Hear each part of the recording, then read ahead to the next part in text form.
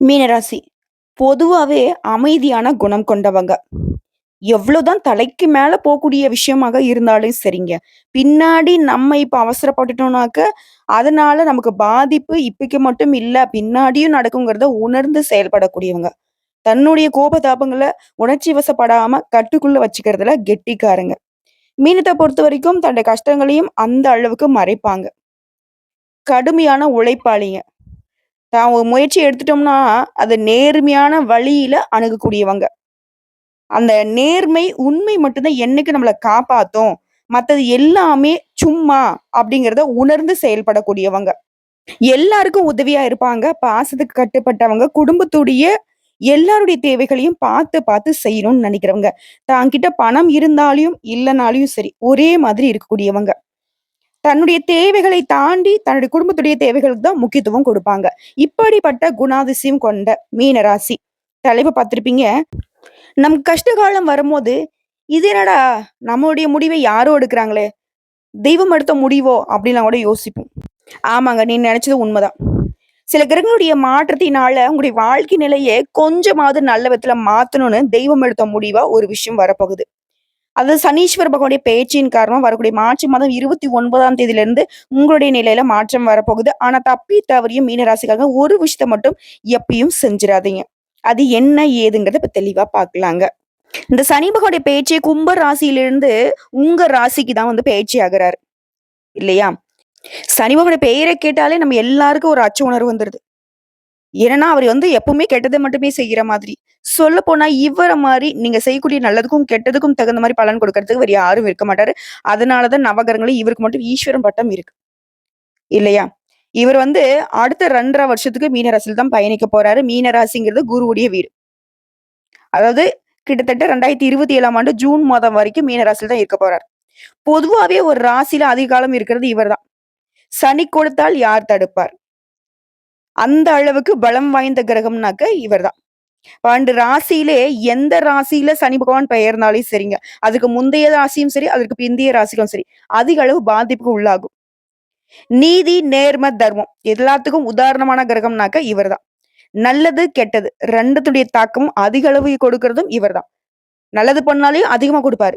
கெட்டது பண்ணாலும் அதிகமா பண்ணுவாரு. இதனால தான் நம்ம எல்லாருக்கும் வந்து பயம் வந்துருது. இவர பொறுத்தவரைக்கும் அந்த மார்ச் மாதத்துல மீன ராசிக்கு பெயர்ச்சி ஆகுறதுனால, எந்தெந்த விஷயங்கள்ல மீன ராசிக்கு நல்லது நடக்கப் போகுது, எந்தெந்த விஷயங்கள்ல மீன ராசி கவனமா இருக்கணும் பார்க்கலாமா? மீன ராசிகள பொறுத்தவரைக்கும் நல்லவைகள் அதிகமா நடக்கப் போகுது. பயமே வேணாம். ஜென்ம சனியாகவே இருந்தாலும் பெரிய கஷ்டங்கள் இருக்காது. உங்களுடைய ராசிநாதன் வலுவா இருக்காரு. பரிவர்த்தனையாக இருக்கிறார். 9ஆம் இடத்து அதிபதியோட தொடர்புல இருக்கிறார். அதாவது 10ஆம் அதிபதி 9ஆம் வீட்ல இருக்கக்கூடியவரோட தொடர்புல இருக்கிறதுங்கிறது, தொழில் அமைப்புகள்ல சிக்கலை ஏற்படாத அமைப்பாக இருக்குதுங்க. மன கஷ்டங்கள் எல்லாமே நீங்கி சுறுசுறுப்பா இருக்க போறீங்க. குறிப்பா பண போக்குவரத்து உண்டாக போகுது. இந்த மார்ச் மாதம் 29ஆம் தேதி உங்களுக்கு ஜென்ம சனி ஆரம்பிக்குது. 50 வயதுக்கு மேல இருக்கிற மீனராசிகளுக்கெல்லாம் பெரிய அளவிலான பாதிப்பு சுத்தமா இருக்காது. இதுவே 20, 30 வயதுல இருக்கக்கூடியவங்க அப்படின்னாக்க, நீங்க பரவால்ல சமாளிக்கக்கூடிய வகையில தான் இருக்கு. கல்வியில கொஞ்சம் தடை ஏற்படுங்க. அதுல கொஞ்சம் கவனமா இருக்கணும். தொழில் நல்லா இருக்கும். வேலையில மன அழுத்தம் கொஞ்சம் அப்பப்போ வந்து போகும். நைட் டியூட்டி பார்க்குற மாரி சூழ்நிலை இருக்கும். பெத்தவங்க கிட்ட கொஞ்சம் அப்ப பிரச்சனை வந்து மறையும்.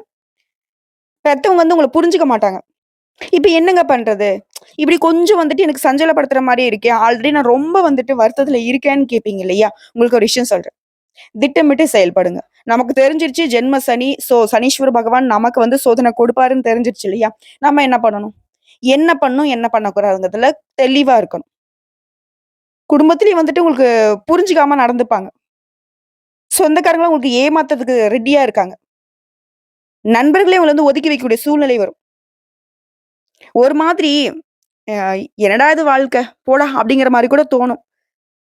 சோம்பல் அதிகமாகும்.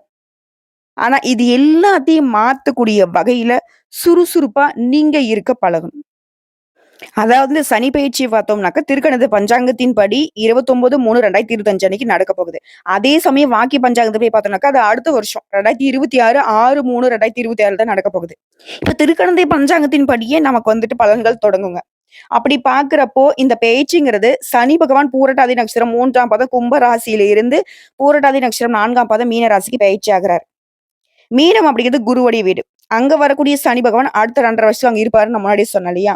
அதோட இவரை தொடர்ந்து முக்கிய கிரகங்களாக இருக்கக்கூடிய முழு சுபகிரகம்னு சொல்லக்கூடிய நல்லத மட்டுமே செய்யக்கூடிய குரு பகவானுடைய மாற்றமும், ராகு கேதுனுடைய மாற்றமும் நடக்கப் போகுது. இந்த ராகுவும், கேதுவும் சனி பகவானுக்கு அடுத்தபடியே நம்மள பயமுறுத்தக்கூடியவங்க. நிழல் கிரகம், பாம்பு கிரகம். எப்ப வந்துட்டு கொடுப்பாங்க, எப்ப கெடுப்பாங்கன்னு தெரியாது. சோ இந்த அமைப்புகள் அனைத்தையும் வச்சு கணக்கிட்டு பார்க்கிறப்போ, மீன ராசிக்கு திருக்கணித பஞ்சாங்கத்துப்படி இந்த சனி பெயர்ச்சிங்கிறது உங்க ராசிக்கு 11ஆம் இடத்துக்கும் 10ஆம் இடத்துக்கும் உரியவர் இவரு.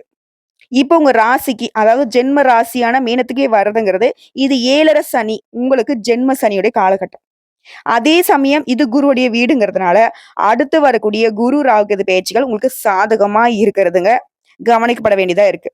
சனீஸ்வர பகவான் ஏதாவது உங்களுக்கு ஆபத்த குடுக்கணும்னு நெனச்சானாக்க, இந்த குரு பகவானும், ராகு, கேதுவும் உங்கள பாதுகாத்து நிக்கிறாங்க.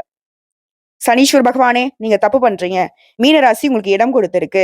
இவங்கள பாதிப்புக்கு உள்ளாக்காதீங்க. இத கொஞ்சத்துக்கு நீங்க செய்யணுங்கிற விஷயத்த செய்யுங்க. நாங்க தடுக்கிற விஷயத்துல கவனமா இருந்துக்கிறோம்னு சொல்றாங்க. இந்த கிரக அமைப்பின் காரணமா இந்த சனி பேச்சு உங்களுக்கு கவனமா இருந்தீங்க அப்படின்னாக்க சந்தோஷம் நிறையும் காலகட்டமா மாறும். வீண் ரோஷம் இருக்கக்கூடாது. இதுவே உத்தியோக பணிகள்ல இருக்கீங்க, அலுவலக பணிகள்ல இருக்கீங்க அப்படின்னாக்கா, உங்களுக்கு அனுகூலமான காற்று வீச தொடங்கும். கூட இருக்கிறவங்களுடைய ஆலோசனையை ஏத்துக்கோங்க. மத்தவங்க ஏதாவது ஒரு விஷயம் சொல்றாங்க அப்படின்னாக்கா, அதுக்கு அலட்சியம் செய்யக்கூடாது. அதே மாரி உழைப்புல சலிப்பு இருக்கக்கூடாது. உழைப்புல மட்டும் சலிப்பு இல்லாம உழைச்சுக்கிட்டே இருந்தீங்க அப்படின்னாக்கா, உயர்வுங்கிறது நிச்சயங்க. அதே மாரி பணியிடங்கள்ல உங்களுடைய ரகசியங்கள மத்தவங்ககிட்ட பகிர்ந்துக்க கூடாது. மீன ராசிக்கு முன்னாடி நான் ஒரு விஷயம் சொல்லலையா? இருந்து கூட இந்த விஷயம் செய்யக்கூடாதுன்னு. உங்களுடைய ரகசியங்கள மத்தவங்ககிட்ட பகிர்ந்துக்க கூடாது. இது ரொம்ப முக்கியமான விஷயம். அது மாரி வீட்ல நிம்மதியான சூழ்நிலை நிலவும். ரத்த பந்த உறவுகளால உங்களுக்கு பெருமைகள் சேரும். வாரிசு விஷயத்திலயும் அலட்சியம் கூடாது. வரவை சேமிக்கிறது ரொம்ப நல்லது. ஆடை, ஆபரணம் சேரும். சுபகாரியங்கள்ல பெரியவங்களுடைய வழிகாட்டுதலை கேளுங்க. செய்யக்கூடிய வியாபாரத்த இல்ல எந்த தொழில் செய்தாலும் சரிங்க. அதுல உங்களுடைய நேரடி கவனம் இருக்கணும். ரொம்ப முக்கியம். யாரையும் நம்பக்கூடாது. ஒப்பந்தங்கள் எதுவா இருந்தாலும் சரி, நிதானமா படிச்சு பார்த்துட்டு கையெழுத்து போடுங்க. ஏதாவது ஒரு விஷயம் உங்கள அவசரப்படுத்துது அப்படின்னா, அத விட்டு சுத்தமா ஒதுங்கி நில்லுங்க. வேண்டாம்ப்பா, இல்லப்பா எனக்கு தேவையில்லன்ட்டு வுட்டுட்டு வந்துருங்க. கோடி ரூபாய் உனக்கு வருமானம் வரும்ப்பா, அப்படிப்பா, இப்படிப்பான்ட்டு இந்த பகட்டு ஏதாவது ஒண்ணு உங்கள உற்சாகப்படுத்துற மாரி வருதுனாவே நீங்க உஷாரா இருக்கணும். அதுவே அரசு துறையில இருக்கீங்க, அரசியல் சார்ந்த விஷயத்துல இருக்கீங்க அப்படின்னாக்கா, அமைதிய கடைப்பிடிக்கணும்.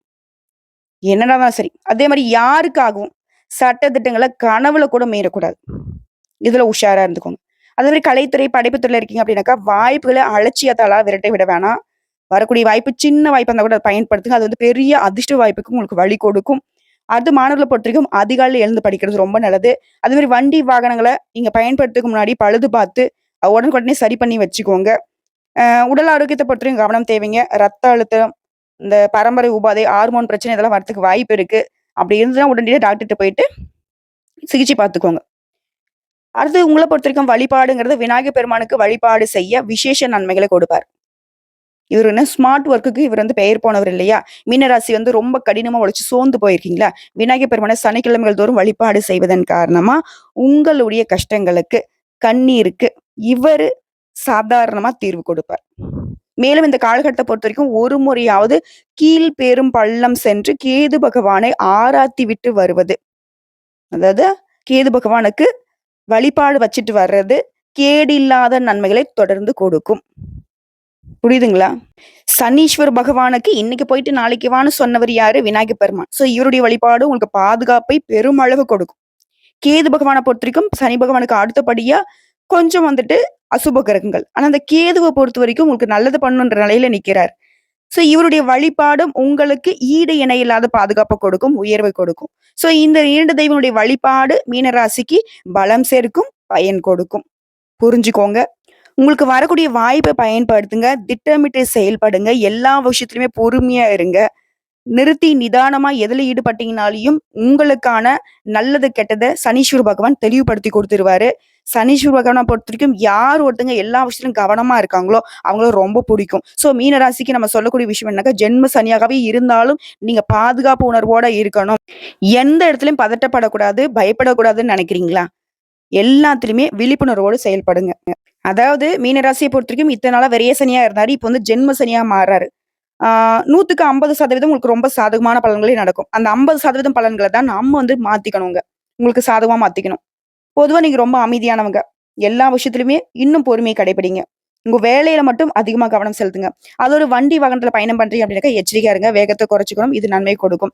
அடுத்த பொருளாதார ரீதியா பார்த்தோம்னாக்க, ஏற்கனவே 2 1/2 வருஷம் வந்து பார்த்தீங்கன்னாக்கா, உங்க வருமானம் அப்படிங்கிறது தொடர்ந்து வந்து விரயமே ஆகியிருக்கும். பணத்தட்டுப்பாடு அதிகமா பார்த்திருப்பீங்க. கடன் மேல கடன் வாங்கி ரொம்ப கஷ்டப்பட்டுருப்பீங்க. திருமணம் ஆகாத இளைஞர்களா அப்படின்னாக்க, வெளியில போறத வந்து தவிர்க்கிறது ரொம்ப நல்லது. இதுவே வேலைக்கு போறீங்க அப்படின்னாக்க, வீடு, அலுவலகம் இப்படி மட்டும் இருங்க. ஓரளவுக்கு வந்து பார்த்தீங்கன்னா, பணப்பற்றாக்குறையை நீங்க வந்து சரி செய்ய முடியும். அதேமாரி வருமானத்துக்கு ஏற்ப செலவு செய்யணும். கொஞ்சம் கொஞ்சமா வந்து பார்த்தீங்கன்னாக்கா, செலவ குறைச்சுக்கிட்டு சேமிக்க கத்துக்கோங்க. கடன் வாங்குறத சுத்தமா விட்டுடணும். அதே மாதிரி அத்தியாவசிய தேவைக்காக மட்டுமே கடன் வாங்கணும். தேவைய தாண்டி ஒத்த பைசா நீங்க கடன் வாங்கினாலும் சரிங்க, அது உங்களுக்கு பிரச்சனையா வருங்கிறத உணர்ந்துக்கோங்க. பொதுவா சனி பகவான பொறுத்தவரைக்கும் இந்த காலகட்டத்துல உங்களுக்கு வாழ்க்கை பாடத்த கத்துக் குடுத்துருவாரு. இவரால உங்களுக்கு கஷ்டம் மட்டுமே நினைக்காதீங்க. நெறைய அனுபவத்த குடுக்குவாரு. இதனால நெறைய இடங்கள்ல உயர்வையும் கொடுப்பாரு. இவர்கிட்ட வந்து ஒழுக்கமா நடந்துக்கணும். கடினமா உழைக்கணும். உழைப்புக்கு ஏற்ற ஊதியத்த கொடுப்பாரு. உங்ககிட்ட உண்மைய மட்டும் தான் எதிர்பார்ப்பாரு. இது திருமண பந்தத்த பொறுத்தவரைக்கும் ஜென்ம சனி காலம் அப்படிங்கிறனால கணவன் மனைவிக்கிடையே சண்டை சச்சரவு வரதுக்கு வாய்ப்பு இருக்கு. ஆல்ரெடி அப்படிதாம்மா இருக்குன்னு சொல்றீங்களா? கொஞ்சம் விட்டு குடுத்து நடந்துக்கோங்க. கோபம் வந்து கொஞ்சம் அதிகமா வரும். அது வந்து கட்டுக்குள்ள வச்சுக்கணும். கோபத்த கட்டுக்குள்ள வச்சுட்டாவே போதும். சண்டை சச்சரவு வராது. அதே மாரி வார்த்தைகள பயன்படுத்துறப்ப கவனம் தேவை. மகன்கிட்டயோ, மகள்கிட்டயோ அன்பா பேசி பழகுங்க.